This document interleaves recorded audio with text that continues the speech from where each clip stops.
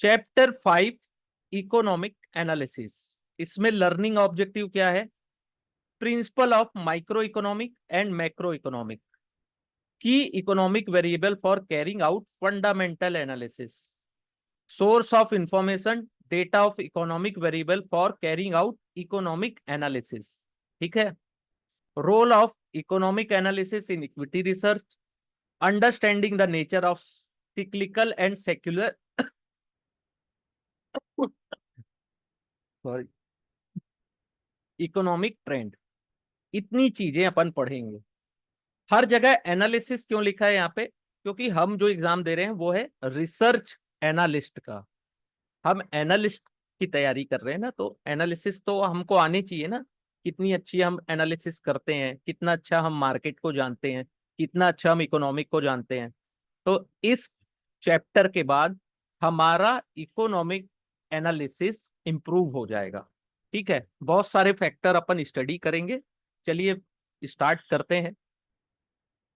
Economic is the study of how people make choice under condition of scarcity and impact of those choice of people at an individual level or and society at macro level.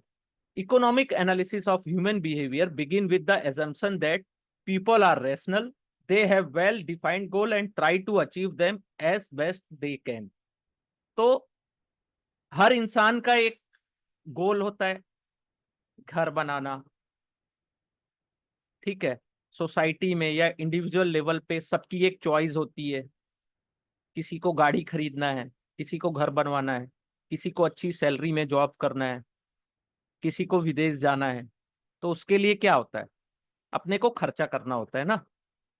तो in trying to achieve their goal people normally face trade of.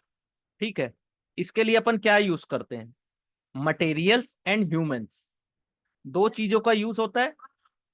And making one choice would generally mean letting go of something else.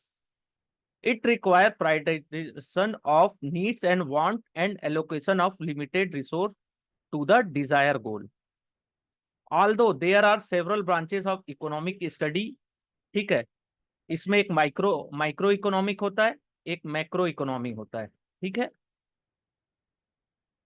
As their name indicate, microeconomy is the study of economics on a smaller. Microeconomy क्या होता है? Study of economics on smaller way. ठीक है। और more retail scale and macroeconomic is the study of economy on larger. Macro यानी larger, micro यानी small. ठीक है। तो मैक्रो एंड माइक्रो दो टाइप की स्टडी होती है। तो पहले अपन देखते हैं कि माइक्रो इकोनॉमिक्स क्या होता है, उसके क्या प्रिंसिपल होते हैं। Basic principle of micro economics as stated above, micro economic is the study of the behaviour of individual and their decision on what to buy and consume based on prevalent price, which in turn signal where the economy has to direct its productive activity. ठीक है। Micro economy में अपन क्या करते हैं? Behaviour of individual and there decision. एक एक individual है, उसे क्या खरीदना है, किस प्राइस में खरीदना है, क्या चीज कंज्यूम कर सकता है, ये। और ये कब डिसाइड होता है? इकोनॉमी कैसा कर रही है, बेहतर कर रही है, यानी कि वो इंसान अच्छे डिसीजन ले पा रहा है, महंगी चीजें खरीद पा रहा है। ठीक है। अगर इकोनॉमी अच्छा नहीं कर रही है या वो इंडिविजुअल के पास पैसे नहीं है, तो उसका क्या होगा? उसकी चॉइस भी छोटी होगी। ठीक है। तो human behaviours of individuals. The philosophy of microeconomy is that price and production level of good and service in an economy are driven by consumer demand.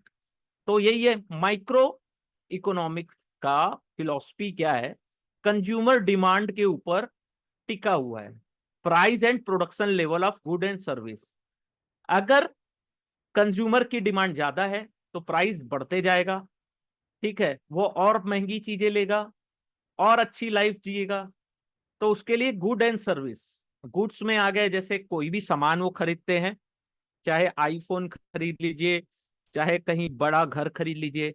Services में क्या आता है? जैसे अपन फ्लाइट में जा रहे हैं, ठीक है, और अच्छे पार्लर्स में जा रहे हैं, अच्छे रेस्टोरेंट्स में डिनर कर रहे हैं, लंच कर रहे हैं, तो ये सब सर्विस सेक्टर में आता है। क्रेडिट कार्ड का यूज कर रहे हैं, ये भी एक सर्विस है, ठीक है। Accordingly, microeconomics focus on driven of decision making as well as the way which individual decision affect the overall supply and demand. Supply of particular goods and service in a economy and in turn their price.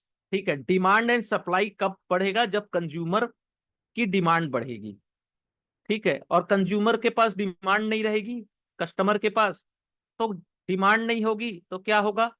Supply होगा, या demand कम हो जाएगा तो उस particular service या goods का price गिरने लगेगा। अगर डिमांड कम हो गया तो, या तो वो हो सकता है कि वो प्रोडक्ट ही बंद हो जाए। Microeconomics also deal with the theory of firm, extending the concept of individual. Here it deal with how firm adopt different strategy to increase their profit. तो जो फर्म्स हैं, जो कंपनीज है, वो डिफरेंट स्ट्रेटजी कैसे अडॉप्ट करती है अपना प्रॉफिट इंक्रीज करने के लिए। तो आप लोगों ने देखा होगा कि जो फर्म्स रहते हैं वो ज्यादा से ज्यादा एडवर्टाइजमेंट में खर्च करते हैं, एड में खर्चे करते हैं कि ज्यादा से ज्यादा कस्टमर को अपने पास अट्रैक्ट कर पाए। उसके लिए बड़े फिल्म और क्रिकेटर्स को यूज किया जाता है, वो भी एक स्ट्रेटजी है। डिस्काउंट दिया जाता है थोड़ा बहुत, ठीक है। बड़े बड़े मॉल्स में वो लोग अपने शॉप को, यानी कि जो अपने शॉप है उनको बड़े बड़े मॉल्स में ओपन करते हैं कि ज्यादा से ज्यादा कस्टमर अट्रैक्ट हो पाए, ठीक है। तो बहुत सारी स्ट्रेटजीज है।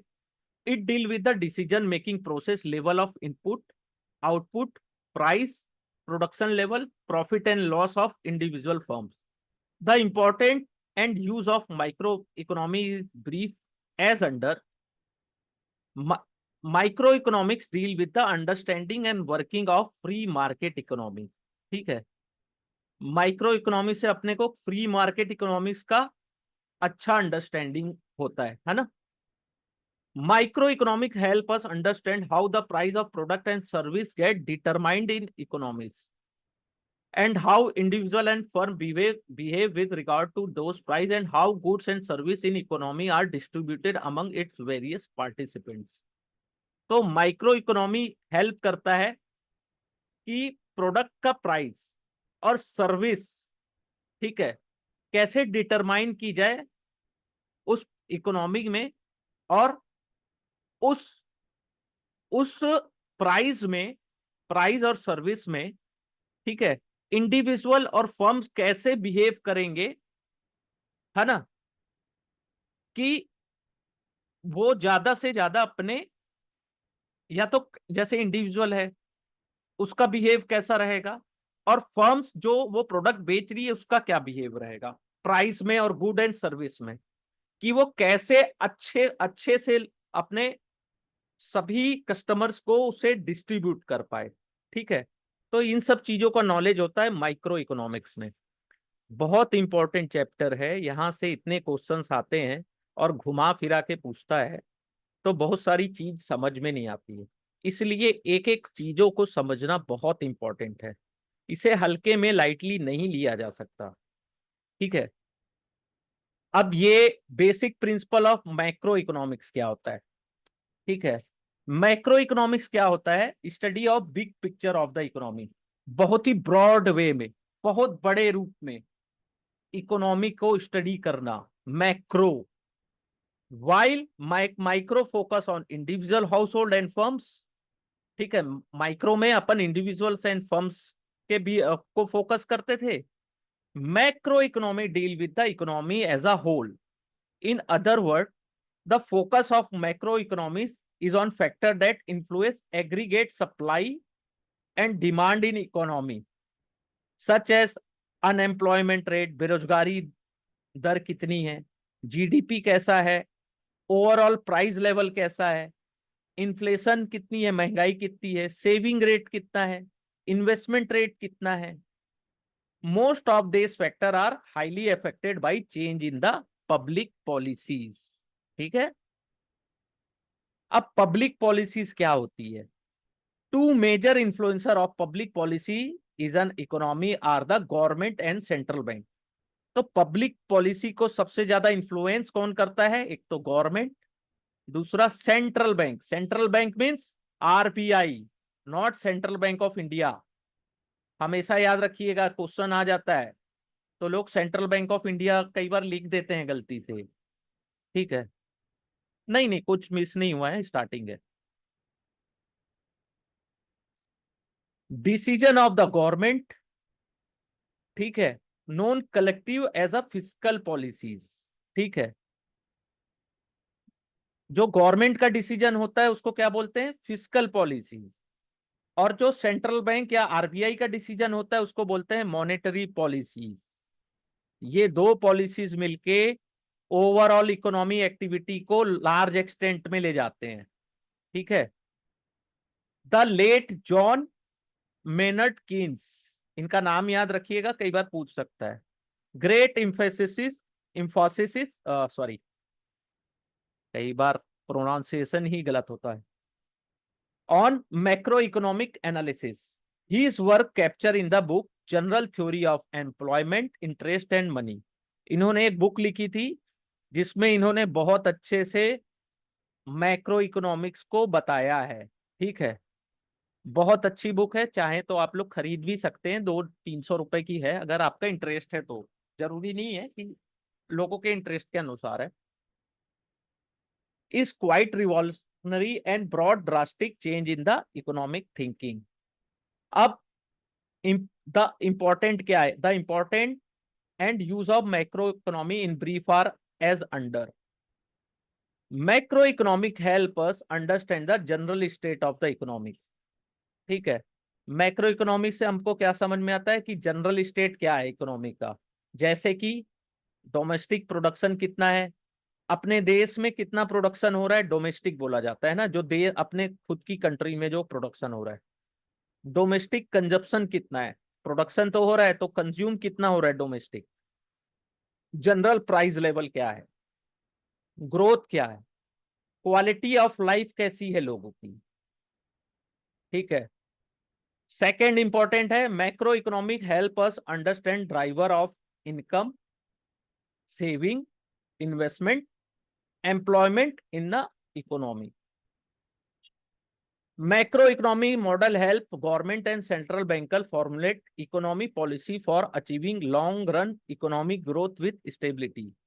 तो ये जो मॉडल्स होते हैं, गवर्नमेंट जो सेंट्रल गवर्नमेंट है और सेंट्रल बैंक यानी आरबीआई, दोनों को अपनी इकोनॉमी पॉलिसीज को फॉर्मुलेट करने में, कि वो लंबे समय में इकोनॉमिक ग्रोथ को अचीव कर सकें, अपनी टारगेट को विथ स्टेबिलिटी। स्टेबिलिटी भी होनी चाहिए, ऐसा नहीं है स्टेबल ही नहीं है बस दिख रहा है हवा कागज में। तो macro economic help us understand various aspect of international trade off goods and services. ठीक है, ये भी पता चलता है good and services international level में कैसी है, जैसे एक्सपोर्ट कितना है, इंपोर्ट कितना है, बैलेंस ऑफ पेमेंट कैसा है, एक्सचेंज रेट का डायनेमिक्स क्या है। ये सब अभी अपन डिटेल में स्टडी करने वाले हैं। ठीक है, लेकिन इसको ये सब पॉइंट्स याद रखना है। और प्लीज चैप्टर 5 से थोड़ा सा रिवीजन अच्छे से करिए, है ना। एग्जाम जब भी दीजिएगा, लेकिन मेरा काम है एक एक चैप्टर्स को आपको बताना कि कौन से चैप्टर ज्यादा इंपॉर्टेंट है। तो इसको रिवीजन अच्छे से करिएगा, और अगर कुछ समझ में नहीं आएगा तो प्लीज मुझसे आप कभी भी पूछ सकते हैं। ठीक है, कभी भी आप पूछ सकते हैं, तो मैं आप लोगों की पूरी हेल्प करूंगा। Macro economic also facilitate understanding on how interlinkage across the economic works. ठीक है, अब है introduction of various macro economic variable. Government and central bank in any economy, किसी भी देश की इकोनॉमी में सेंट्रल बैंक और government as a policy maker strive to promote economic stability and growth. किसी भी देश में उनकी सेंट्रल गवर्नमेंट और जो आरबीआई या वहां का भी जो भी देश में है वहां का सेंट्रल बैंक, वो लोग पॉलिसी मेकर होते हैं इकोनॉमी स्टेबिलिटी और ग्रोथ के लिए, ठीक है। They continuous attempt is to implement policy, उनका हमेशा ये प्रयास रहता है कि जो उन्होंने पॉलिसी बनाई है उसको इम्प्लीमेंट किया जाए। और क्या रहता है उनकी probability, how ensure low unemployment rate, कि बेरोजगारी दर सबसे कम रहे, ठीक है। प्राइस में स्टेबिलिटी रहे विथ लो इन्फ्लेशन, महंगाई दर भी कम रहे और ग्रोथ भी अच्छी दिखे, ठीक है।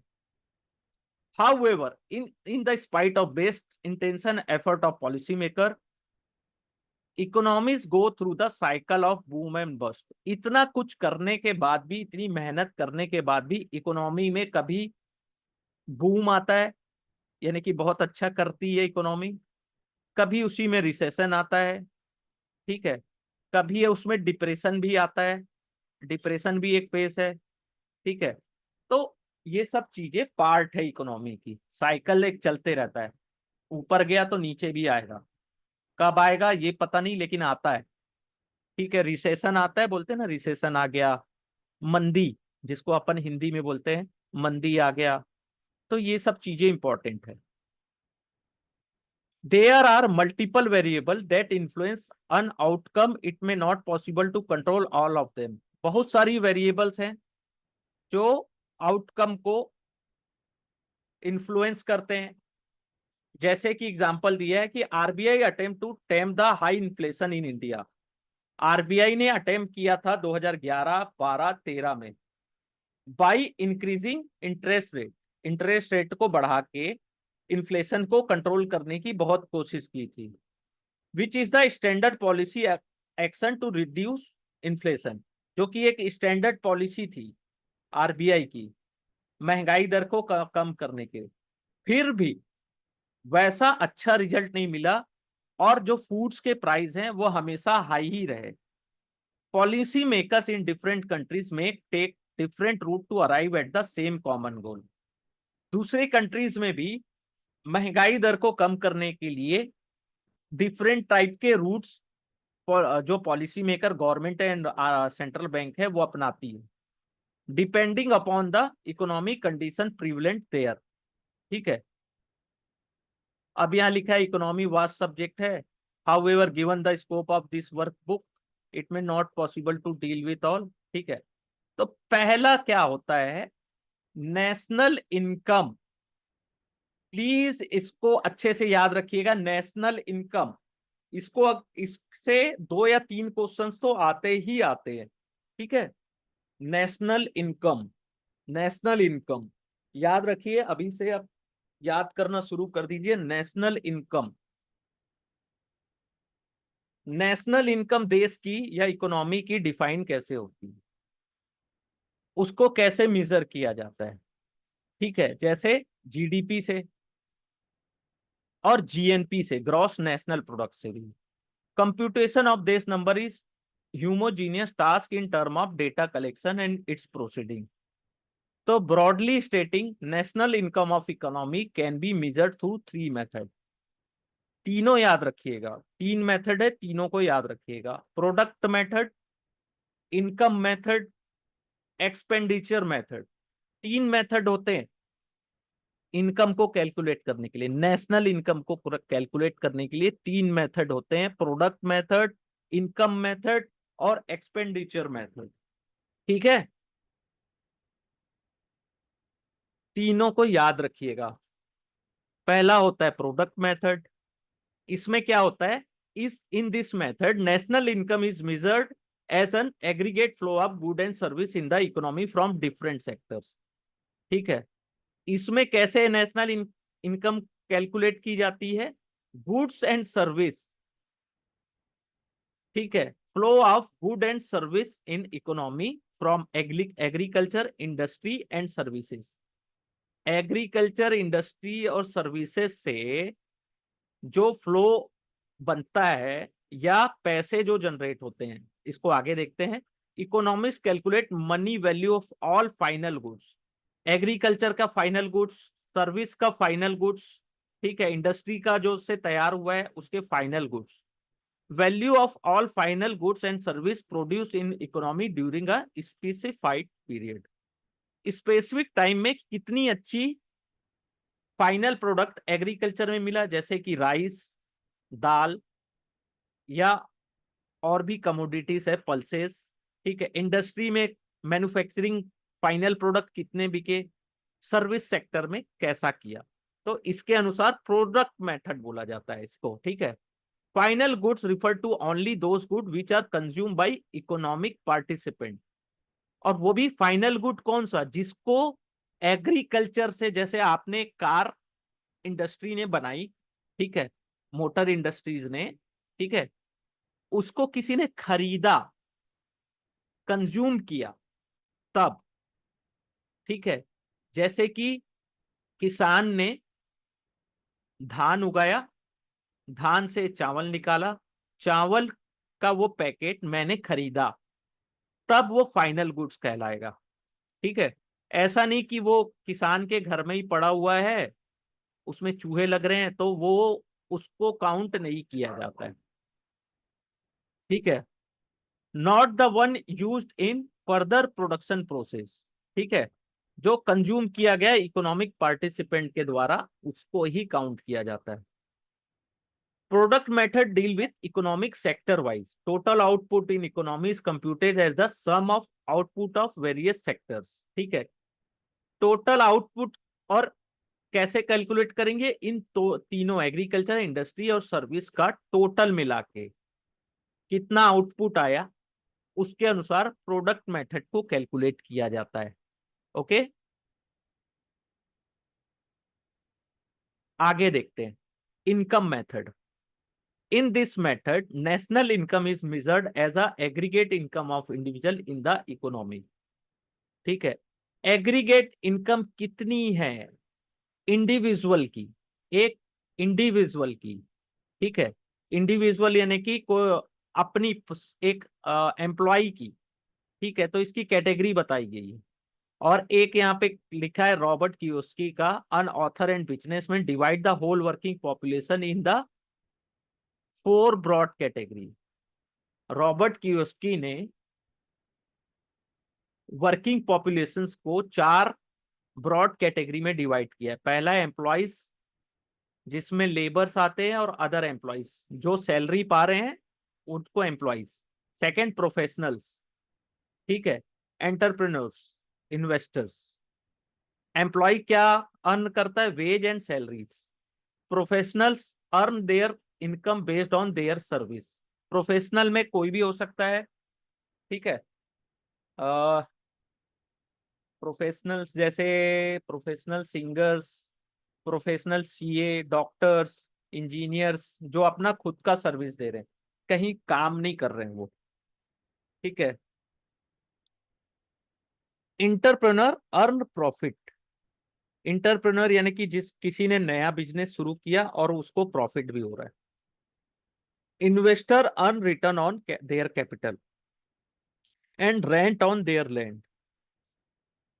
इन्वेस्टर जो अपने पैसे इन्वेस्ट किया है, वहां से उसको जो रिटर्न मिल रहा है, और जो रेंट उसको मिल रहा है जमीन में या घर में, उसको, तो ये सब चीजें कैलकुलेट होती है नेशनल इनकम में, income of individuals. Sum of all this income for a specified period is called national income of the economy. जैसे एक स्पेसिफाइड पीरियड यानी 1 ईयर्स, एक साल में किसकी कितनी ज्यादा इनकम है, ठीक है। कभी कोई 1 मंथ का ले लिया, 5 ईयर्स, 10 ईयर्स, ठीक है। तो जैसा जिसका रिसर्च हो वैसा ये लोग देखते हैं। थर्ड है expenditure method. As all the goods and service produce in economy are bought by someone, ठीक है, कि गुड्स एंड सर्विस जो प्रोड्यूस हुई है वो किसी ना किसी के द्वारा खरीदी गई या कंज्यूम की गई, तो नेशनल इनकम में also be calculated from consumption and. Expenditure method attempt to undertake the same philosophy while computing the national income. Consumer in economy are broadly divided into 3 category. 3 type के consumers है। पहला individual, दूसरा corporate, and third is government, ठीक है। Further, as an economy would also have export, people of foreign countries spending on good and service produced by the economy. Export यानी कि हमने अपने देश से दूसरे देश में कितनी सारी चीजें भेजी है, एक्सपोर्ट की है, ठीक है, तो वो वहां के जो फॉरेनर्स हैं उसको यूज कर रहे हैं। इंपोर्ट यानी कि people of economy spending on good and service produce by other countries, other economy यानी कि दूसरे देश से हमारे पास जो चीजें आ रही है जिसको हम कंज्यूम कर रहे हैं, ठीक है, या जिसको हम खरीद रहे हैं, पैसे स्पेंड कर रहे हैं, उसको इंपोर्ट बोलते हैं, ठीक है। Necessary adjustment are made for the same of economist while arriving at the national income through this period method. The aggregate demand for good and service is computed as the sum of private consumption, government spending, gross capital formation and net export, ठीक है। तो aggregate demand good and service की चार type से होती है, private consumption, government की spending से बढ़ा क्या, क्रॉस कैपिटल फॉर्मेशन से या नेट एक्सपोर्ट से, ये चार चीजों से, ठीक है। तो in practice all three counting method produce similar result with minor difference for several reason including error in statistics. National income is the one most important statistics for countries, following are some of use of national income statistics. अब national income के use क्या है, ठीक है, कहाँ पे use होता है, इसके क्या उपयोग है, ठीक है। यहां तक आप लोगों को समझ में आया? अगर कुछ नहीं आया तो प्लीज पूछ लीजिए।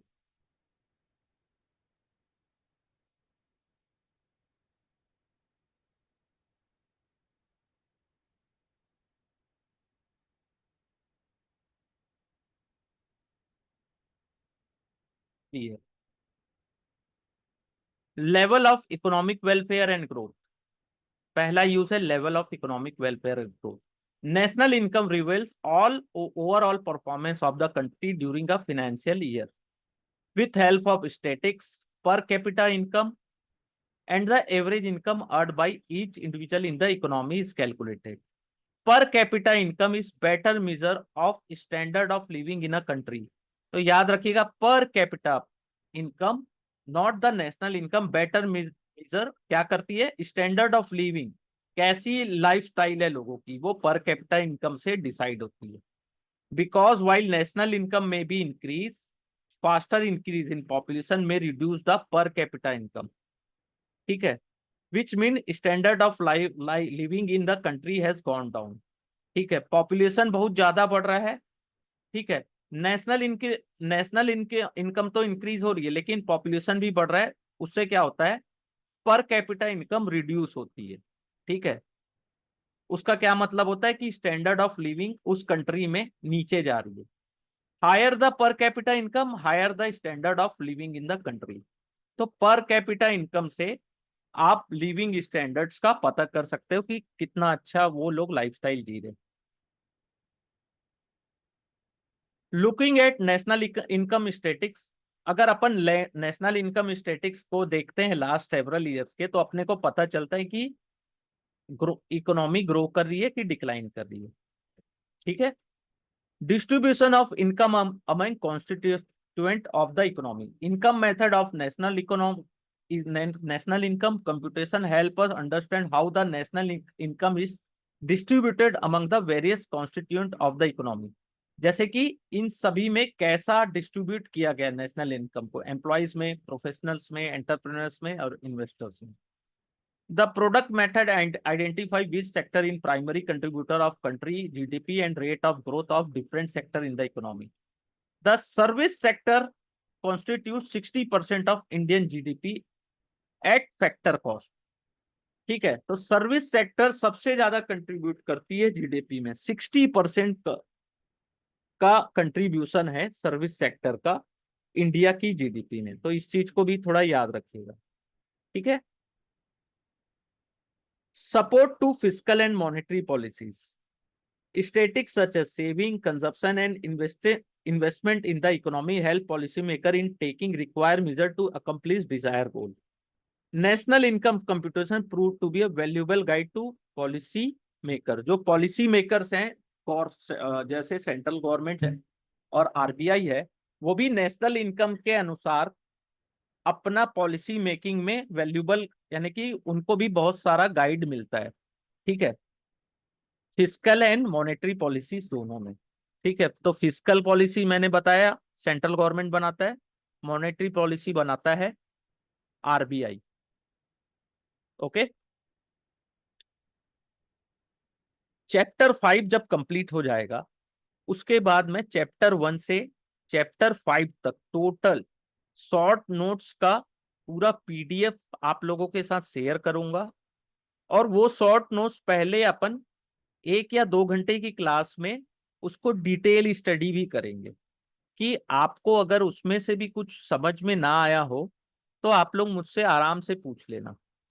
ठीक है, पहले ये अपन डिटेल स्टडी कर रहे हैं, इसके बाद मैं शॉर्ट नोट्स भी प्रोवाइड करूंगा।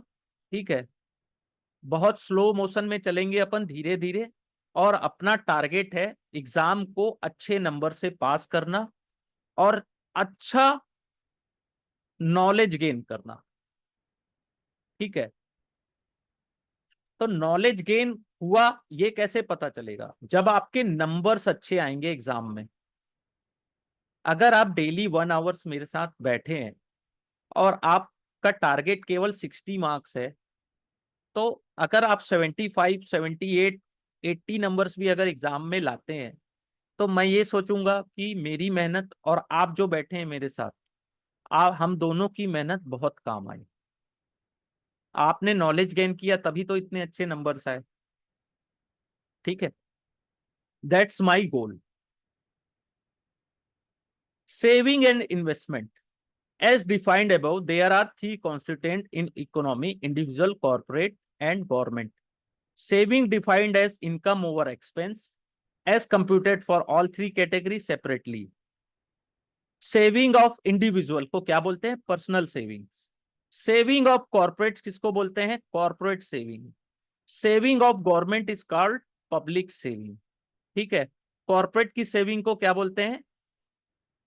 Corporate saving. अनडिस्ट्रीब्यूटेड प्रॉफिट, जो प्रॉफिट हुआ है कॉर्पोरेट को और उसने एज अ डिविडेंड अपने शेयर होल्डर्स को डिस्ट्रीब्यूट नहीं किया है, तो वो उसको कॉर्पोरेट सेविंग कहते हैं।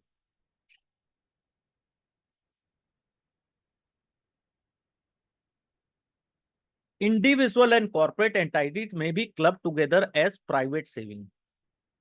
इंडिविजुअल और कॉर्पोरेट की जो सेविंग है उसको प्राइवेट सेविंग भी बोलते हैं, दोनों को मिला के। Economist arrive at national saving by summing saving of this three constituent: personal, corporate and public saving. Public यानी गवर्नमेंट की सेविंग कितनी है, लेकिन गवर्नमेंट की सेविंग होती ही नहीं है हमेशा। देखना आप, गवर्नमेंट, कोई भी गवर्नमेंट रहती है वो डेफिसिट में रहती है, वो लॉस में ही रहती है, वो उधार में ही रहती है। ठीक है, मैक्सिमम आप देखेंगे तो उनकी सेविंग ज्यादा नहीं होती है। It is important to understand that saving does not mean investment. Saving का ये मतलब नहीं है कि वो इन्वेस्टमेंट है। Saving are to be channelize toward productive value called investment, given to corporate or government to invest to generate further earning. ठीक है, when saving are turned into investment, they take the shape of some financial instrument. जब saving को investment में convert किया जाता है तो वो फिनेंस कौन से फिनेंशियल इंस्ट्रूमेंट में चेंज होती है? सेविंग को इक्विटी में भी इन्वेस्टमेंट करते हैं लोग, गवर्नमेंट में करते हैं, गवर्नमेंट सिक्योरिटीज में करते हैं, and other to transfer the fund from saver to user who are expected to employ their saving to productive activity. Government and central banker continuously focus on facilitating the conversion of saving into investment through creation of efficient and effective financial market. Government and central government का क्या focus होता है कि इन saving को जब investment में अपन create कर रहे हैं तो हम ऐसा मार्केट प्रोवाइड करें इन्वेस्टर्स को जो इफिशियंट है और इफेक्टिव भी है। इफिशियंट और effective, wide range of product, easy of conversion, simplicity in transactions, safety in dealing, low cost and transparency in operation। ये efficient कैसे होगा? पहली चीज, वाइड रेंज ऑफ प्रोडक्ट है, बहुत सारे प्रोडक्ट होने चाहिए इन्वेस्टमेंट के। Easy of conversion, simplicity in transaction, transaction उसका बहुत सिंपल होना चाहिए, सेफ्टी इन डीलिंग, ये सब चीजें एक अच्छे इफिशियंट और इफेक्टिव इन्वेस्टमेंट मार्केट या फाइनेंशियल मार्केट का होना चाहिए। Higher level of saving and higher conversion of दो saving into investment are considered good for a economy. जितनी सेविंग जितनी हाई होगी और जितना कन्वर्जन इसका इन्वेस्टमेंट में होगा, उतना अच्छा वो इकोनॉमिक्स के लिए होता है। ठीक है। इन्फ्लेशन, इन्फ्लेशन क्या होता है, अब देखते हैं। महंगाई, इसमें होता है कंज्यूमर WPI और CPI, दो टाइप के इन्फ्लेशन होते हैं। एंड इंटरेस्ट रेट, इसको अपन देखते हैं। Often people are here saying that thing have become very expensive over a period of time. लोग हमेशा बोलते हैं कि ये चीज बहुत महंगी हो गई है, बहुत महंगी है, महंगाई बहुत बढ़ रही है। How do thing become expensive? कैसे कोई चीज एक्सपेंसिव होती है? उसका कारण है इन्फ्लेशन। हर साल महंगाई बढ़ते जाती है, तो किसी भी प्रोडक्ट का दाम बढ़ते जाता है, बढ़ते जाता है, वो कभी नीचे नहीं आता। ठीक है। आज के डेट में आप लोग खुद भी जाते हैं, आप लोग खुद भी कंज्यूमर्स हैं, तो आप लोग जब शॉपिंग करते हैं तो समझ में आता है कि ये कभी 5 रुपया 10 रुपया की चीज थी जो आज 150 रुपए में बिक रही है। चाहे वो चावल, राइस हो, पल्सेस हो, इवन सॉल्ट, सॉल्ट का भी, नमक का भी दाम बढ़ चुका है। जो पहले 5 रुपए में पैकेट आता था, आज 50 रुपए हो चुका है। तो महंगाई उसका मेन रीजन होता है, consumer. Inflation is defined as a general increase in price level of good and service in economy leading to a erosion of purchasing power of money। ठीक है। महंगाई बढ़ती है तो जो परचेसिंग पावर ऑफ मनी होती है वो कम होते जाती है। If 100,000 rupees are put away in a drawer, आज आप कोई ड्रॉवर में 1000 रुपीज रख दीजिए, ठीक है, it would be by lesser good and service what it would have be fetch a year back. जो 1000 में जितना सामान आज आप आज खरीद रहे हैं, उतना ही सामान आप 1 साल बाद खरीद के देखिएगा तो वो 1000 से ज्यादा ही पैसे लगेंगे।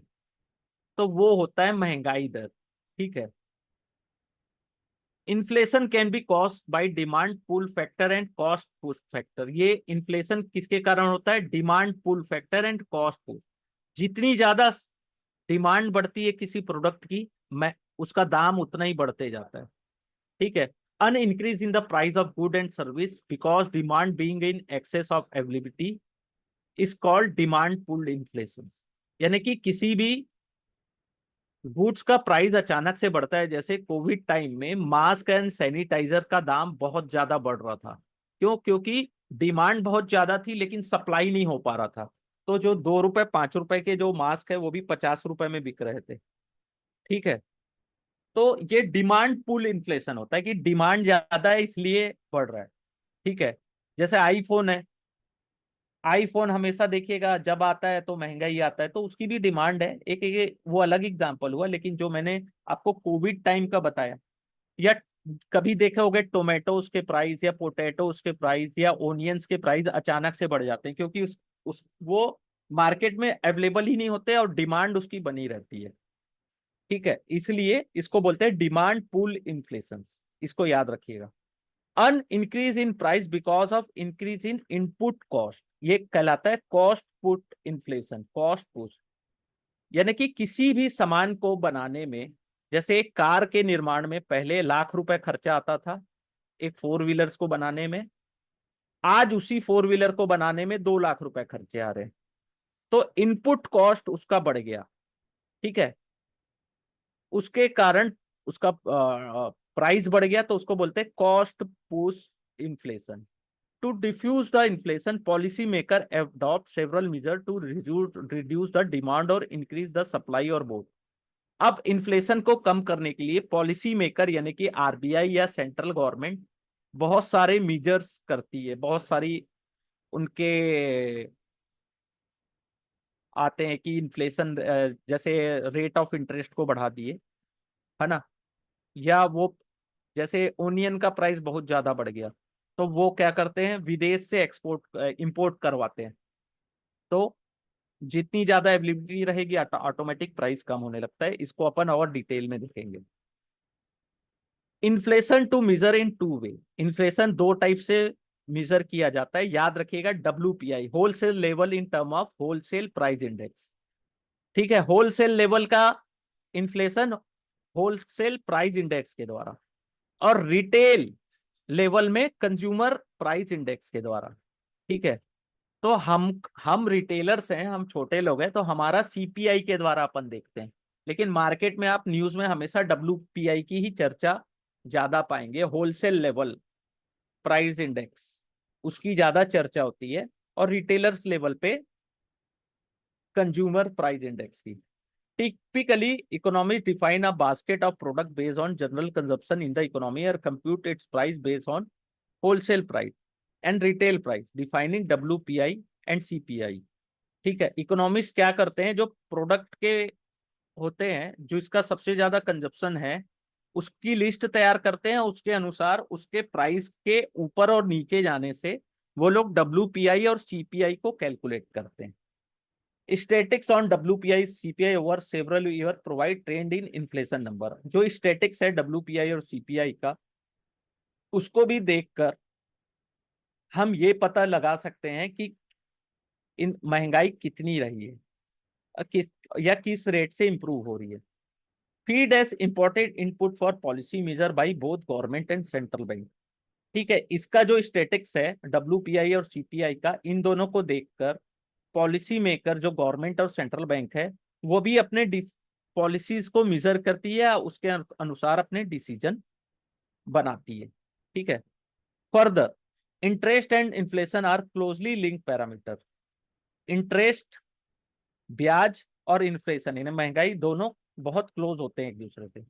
Higher inflation demand higher rate of people to get motivated to save.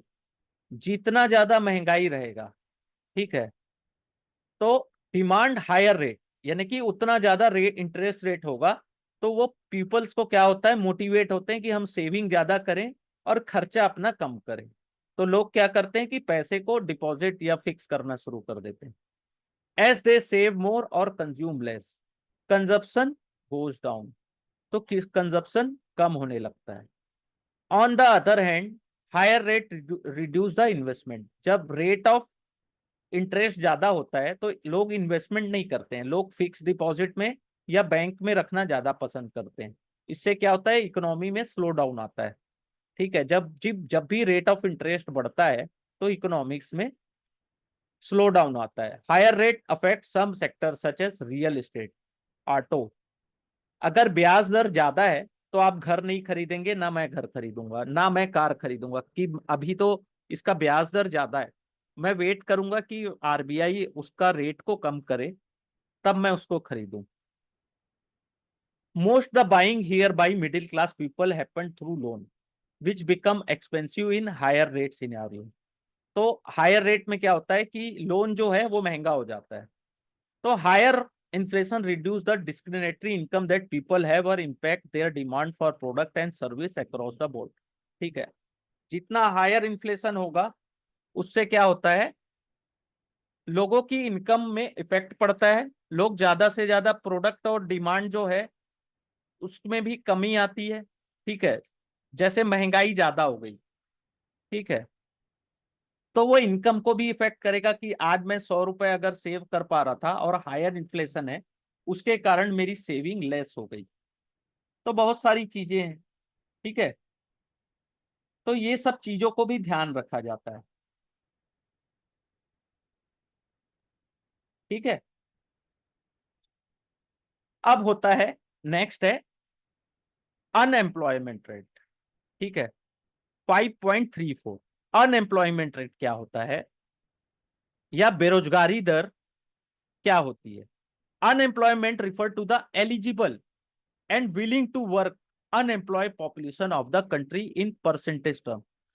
बेरोजगारी दर क्या है कि कितने लोग एलिजिबल हैं कार्य करने के लिए, और काम करना चाहते हैं, उनको काम की जरूरत है, लेकिन उनको काम नहीं मिल पा रहा है, तो वो उसके कारण वो अनएम्प्लॉयड है। तो उसको उसको परसेंटेज टर्म में कैलकुलेट किया जाता है। ठीक है, जब भी स्लो डाउन आता है इकोनॉमिक्स में, अनएम्प्लॉयमेंट रेट बढ़ता है, और जब एक्सपेंशन आता है तो अनएम्प्लॉयमेंट रेट फॉल होता है। As more job are created as production goes up, production बढ़ेगा, इकोनॉमी बूम करेगी, तो अनएम्प्लॉयमेंट रेट भी कम होगा, ठीक है, लेस होगा।